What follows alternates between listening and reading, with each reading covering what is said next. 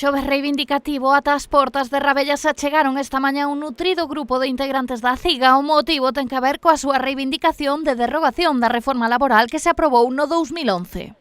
Pero, bueno, unha vez que entra o goberno do PSOE, todo o mundo tiñamos a esperanza de que por parte do Grupo Socialista se cambiara este tipo de políticas e podéramos retomar a tema das xubilacións aos 65 anos e poder tamén ter o tema das xubilacións parciales, pero isto vimos que non é así, non?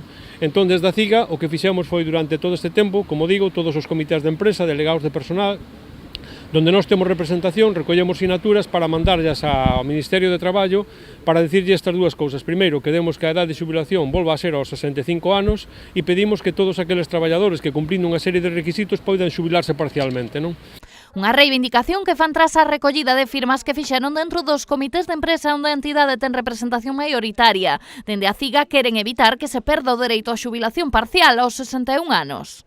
Que significa o tema da xubilación parcial? Bueno, pois hasta ahora o que pasaba era que traballadores con 60, 61 anos podíanse marchar para casa porque xa tiñan un período de cotización amplio, xa cumplían as condicións para poder irse para casa e no sitio deste traballador as empresas estaban obrigados a contratar uns relevistas polo tempo que lle faltaba a estes traballadores para alcanzar a idade de 65 anos ou incluso contrataban a relevistas de carácter indefinido para cubrir estes postos de traballo, non?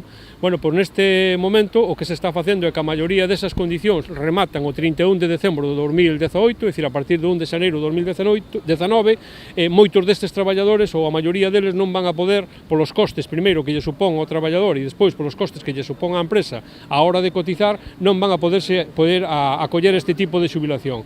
Por lo tanto, por parte da CIGA entendemos que isto é alargar injustificadamente a vida laboral de todo este colectivo de traballadores. A entrega de sinaturas fíxose no Concello e tamén na subdelegación do Goberno.